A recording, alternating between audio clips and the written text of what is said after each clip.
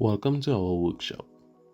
Today, we will be constructing a hydroponic system geared for home growers and beginners. These systems will ensure that you are able to grow some of your favorite commodities with ease, efficiency, and most importantly, something that is convenient for you and your family. We will be focusing on the hydroponic approach using drip to waste. The drip to waste system focuses on utilization, optimizing limited water resources, limited space, and for persons who are unable to use high powered electricity. In some cases, this system doesn't necessarily need to be automated with the utilization of electricity. It can be manually irrigated. Food security is a number one priority for all persons. Being able to grow your own food is important for you, your family, and community. Let us dive into our video today, where you will learn how to construct your very own hydroponic system. This could become a family project. My intention is to make this simple, relatable, and most importantly, practical, where you can follow along.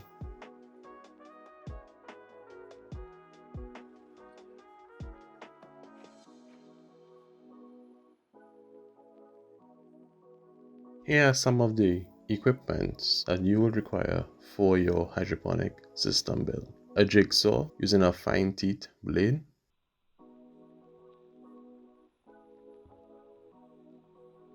a power drill with a appendage to make holes, a hacksaw, measuring tape, a marker using a 4-inch in width template to be able to mark out your PVC templates. This here is your end product, showcasing after you would have cut your templates to create your open area for placing your growing medium and plants. Notice how smooth the cut is and leaving this in between as a bridge to ensure that your pipe doesn't collapse when filled with growing medium. To the bottom of your pipe, you will use a fine bit to make holes along the bottom or underneath of your pipe, going at least a foot apart. So you could either use 3-inch PVC pipe or 4-inch. I will recommend using 4-inch PVC pipe to ensure that your growing medium doesn't dry out throughout the day and you end up using excessive amount of water.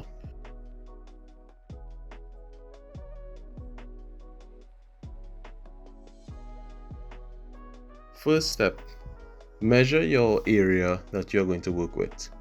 Notice I am marking the areas in 3 points, the middle area and 2 end areas. The 2 ends are for your end caps and the middle area is where I'll be keeping where X marks the spot. The horizontal lines will be the area going to be removed after using your 4-inch templates to remove. After enforcing your end caps, let's move on to drawing our lines. This template here is straight to ensure that we are able to get straight lines, and from there it will be smooth sailing going forward. So mark your ends using your 4-inch template. Repeat this on the other end.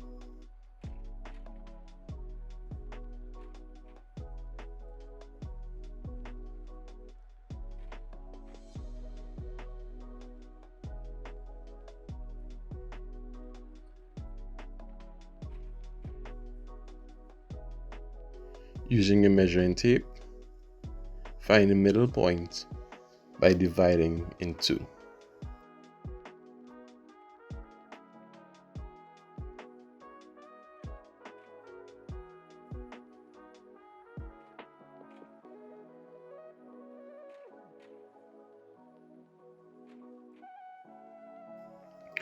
After successfully identifying your midpoint, you can now identify your area where you will construct or designate for your bridge.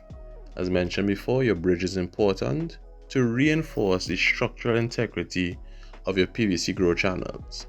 That is to ensure that when you are filling your grow channels with your substrate, that the excessive amount of weight do not collapse the pipe, and with heavy breeze it will eventually erode the structural integrity of your pipe. This is what we are looking to achieve after cutting.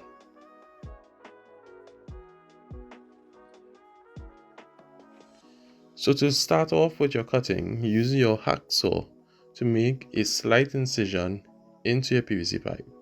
That is to ensure that your jigsaw blade is able to go in between your incision and cuts. This can also be done using a grinder, or you could also use other equipment. However, I prefer to use the jigsaw. It tends to give you a nice clean cut and manageable. So you could use your jigsaw here, and there is also a supportive laser light that can help you with straight cuts. Make sure do not go too fast because you can miss your stop off point. That's why it is important to draw your lines. Remember, this is not a race, so you don't need to go too fast. Take control of your machinery and take your time. Once you take your time, you're able to get a nice clean cut. And again, you repeat the same thing, making your incision with your hacksaw, and you continue with your cutting.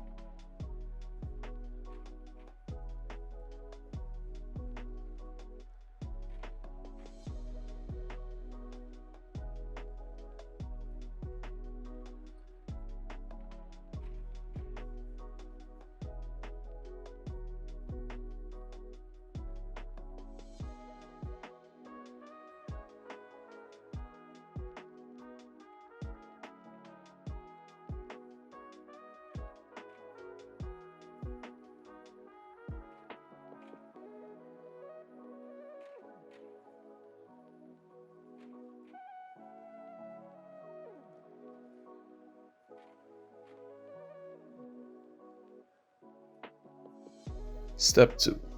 Frame design.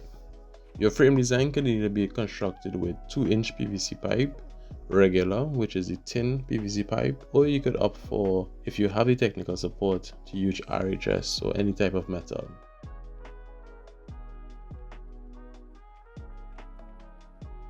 What we are going to be doing here, we're using 4-inch PVC clamps, and we're going to space out these according to the size that we want to work with. And you're going to also be reinforcing your PVC with screws. Notice that we are pointing in different directions, and coming to the end of the video you will see exactly what we are doing. Your end caps are optional, That is to ensure that no water gets into your system. The PVC is pointing in different directions. That is to get our bridge to connect and support the structural integrity of your system. Forced by your connections to ensure that your product or your stand does not collapse. The direction in which your PVC tees are pointing is important. That is your connection bars that we will see in a few minutes how important it is. Again, using your measuring tape, your system width is 3 feet in width and your space between each clamp is 4 inches. This system ideally will work for your leafy crops. Your leafy crops doesn't necessarily need to be spaced out too wide because we are looking for a system that could be managed for all types of production. System height is approximately 3 feet in height. So your top tees where you have your clamps will be facing sideways, whereas your middle tee will be connecting to the other tees. Using your PVC glue, just to reinforce, you could wet both ends. Wetting both ends ensure that you get a proper stick and you don't have issues where your PVC will disconnect.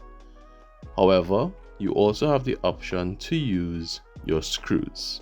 So both can work. However, the screws tend to work better, especially when you're having your systems that are outdoor.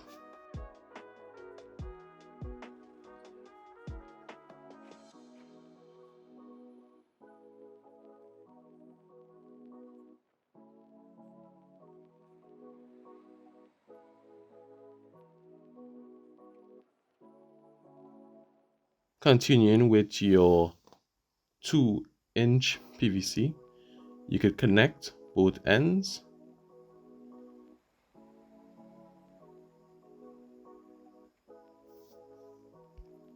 Repeat the same process by wetting both ends, your PVC tee and your PVC.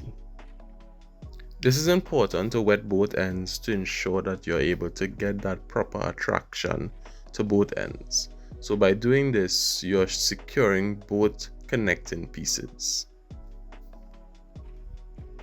It is recommended that in this part of your build to get a little support, because I needed the extra support myself.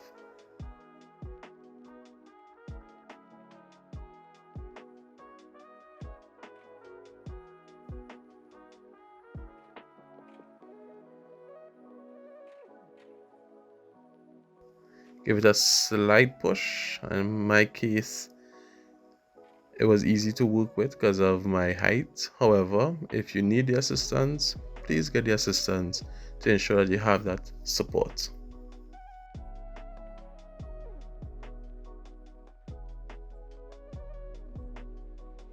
Let's reinforce using screws. This part could sometimes be tricky because if you're not versed with it, it may be a little challenging. However, the key is to take your time, and once you take your time, you will succeed. So just use a little bit of pressure, and eventually your screws will go in and secure your PVC connections.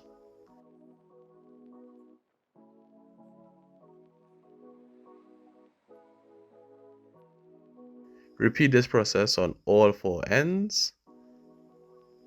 And again, this is optional. Using PVC, however, it is something that is practical. You can readily get available at your hardware to get all your materials. Now, this system doesn't necessarily have to be so high. If you're a shorter person, you could reduce the height. If you are going to be doing this in an area that's going to be very windy, it's recommended to use a lower height because you don't want it to topple over during the day, especially when you're not home. If you're a tall person or you have pets at home, it's recommended that you use the recommended height. The entire bill material will be shown at the end of the video.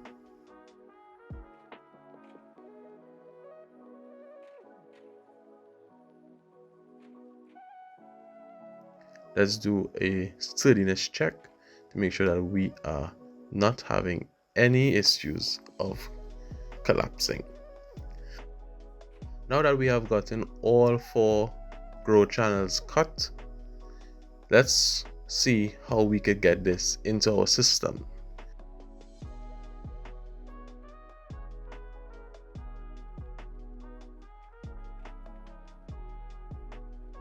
Now what we will do, we will leave one end with our end caps.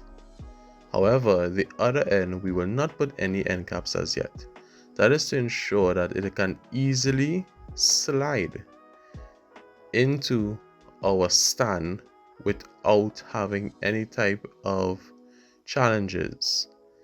Watch how easy that would have slid in, and then after that, when you have your growing medium in, you could just tap on your end caps.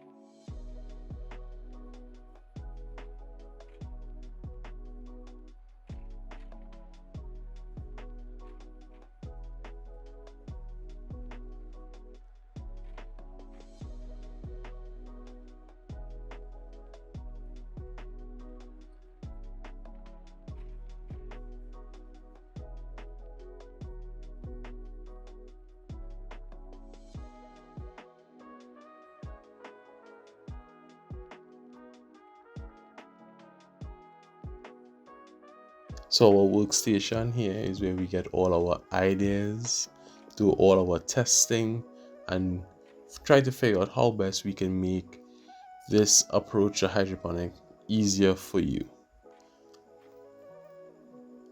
Let's fill our grow channels now. We'll be using already prepared coco peat and perlite. Our coco peat is preferred growing medium because with coco peat we are able to use a medium that is light, properly aerated because it is supported by our perlite, but most importantly it is able to hold enough water or maintain that moisture content throughout the entire day, especially for tropical conditions like ours. That means we don't have to necessarily be over watering, because too much watering could be negatively affecting our plants because it creates a favorable condition for pests and diseases. So we are going to use a medium coco peat that will maintain moisture but not too much moisture content. We also would have put earlier our holes to the bottom of our system in our grow channels to ensure that the excess water will drain out. So let's fill our grow channels with our medium that we already prepared. So it's 1 block of coco peat to 1 pound or 1.5 pounds of perlite.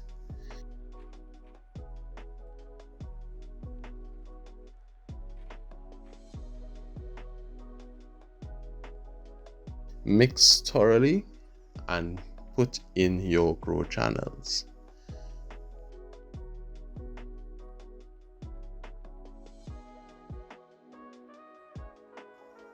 You could also use other alternative mediums, however, because this is a system that is going to be small, using PVC, the lighter the material, the better for you as the grower. Moving on to step 3, your irrigation system. With your irrigation system, we'll be using a submersible water pump. From a submersible water pump, we have our reducers from 1 inch to 1/2 inch. The submersible water pump will have to be in water all the time, because once it is out of water and it is in use, it can burn off your pump. These water pumps will have built-in filters and you can increase your water flow, digital timers, And this digital timer has two independent sockets. We also will be requiring some PVC fittings, such as half-inch PVC, half-inch end caps, half-inch unions, to assist us with easily detaching your reservoir from your system. And moving on, we may ask, how could we then maintain a drip? And the drip material is a different material from your PVC. What we have here is converting from PVC to poly. So with your poly tubing, you are able to get a proper drip. But to convert from your poly tubing, you will use your adapters, and your adapters on this end is called a barbed end, which is your male part that can screw into your PVC female end, using thread seal to ensure that you don't have any leakage, and you could screw it in. Now you could either use this one, or you could rely on your PVC ball valve to regulate. In my hand here we have a drip tape. Now this drip tape has built-in emitters. That means that if you are on a slope, you don't have challenges with overwatering on each end. This built-in emitter will regulate your flow. And of course, you could use end caps, your poly end caps, to cap off your irrigation lines. So it's important to test and measure properly before cutting your irrigation lines. What we have here is your locking of your irrigation tubes. So using your blue part, you're going to screw, and by screwing, you're tightening and locking your irrigation tubes from ever coming out.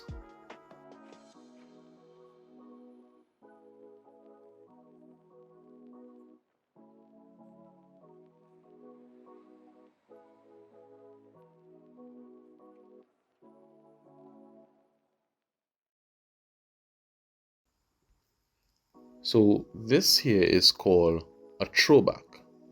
Using this approach, you are able to ensure that any excessive pressure that may damage your pump or may have an overflow will reduce that flow by having a throwback.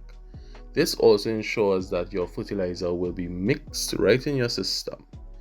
Now, using this approach of putting a union helps for when you want to clean out your system, if you want to change your reservoir, or any type of service into your system. This union is important to put in there. So these are called your checkpoints. So your checkpoints are important. So when you fill your reservoir and you have your throwback, if you don't want too much pressure going up to your plants, you can open your valve right out to reduce your pressure. And from there, if you want to expand and you want that extra pressure, you could then reduce the throwback to ensure that you get more pressure to your plants. It is important to use a cover on your reservoir. That ensures that your water doesn't heat up throughout the day and the possible algae and other contaminants getting into your system. So when building hydroponic systems, it's important to use checkpoints, and I love to use your unions. Your unions help a lot with your checkpoints. So from your reservoir, you could either use a uniseal or rubber mount, or you could drill a hole into your reservoir, whichever one is practical for you to use. So by connecting your union, you are able to have a checkpoint to, if you want to disconnect your reservoir. Because we are using all forms of checkpoints to ensure that you, the grower, have all access and control of your system, you will want to put in a ball valve in there. So from your reservoir, you have a union, and notice I'm pointing out the uniseal. That's ensure that no leakage will occur if you fill your reservoir right up. Your union to disconnect whenever you like for servicing, elbow, ball valve, another union, and that is optional, but I love to put a union there because if I need to do any type of cleaning, it is important. If you don't want to use a ball valve there, you could use the other poly tubing ball valve. However, you could use one ball valve in this case, where you could regulate the flow just in case something happens.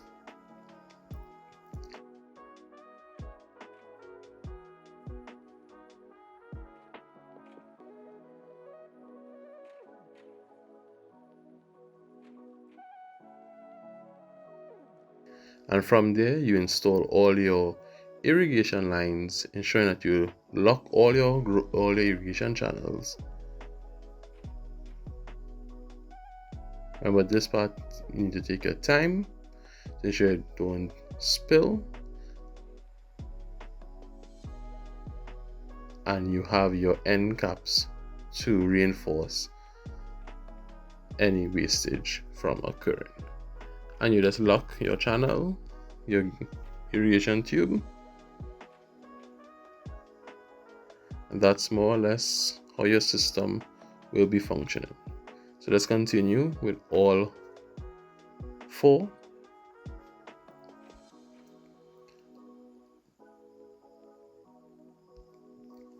The place was pretty breezy today. Nice weather for building hydroponic systems. You can use a end cap over here just in case you want to flush out your system from any debris that could have possibly got into your system during your building or even your growth. Let's do a system check to ensure that we have no leakage or any structural weak points.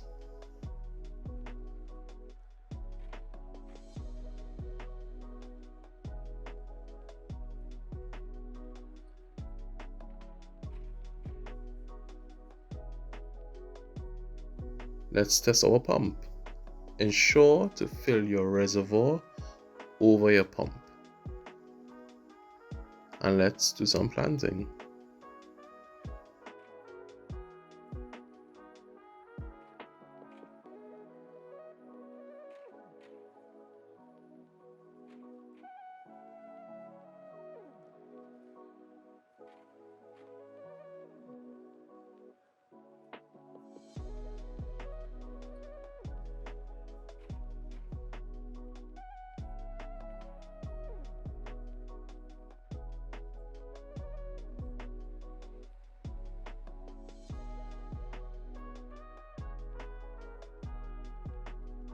This system is fun. It is not expensive. It is effective, efficient for self-sustainability. And if you ever have the option to commercialize, it can easily be expanded to the point where you can use it for revenue generation. This system ensures that you are not going to be using too much resources, but most importantly, it is something that you can build on your own with our support here at the Waking Up Agriculture Foundation.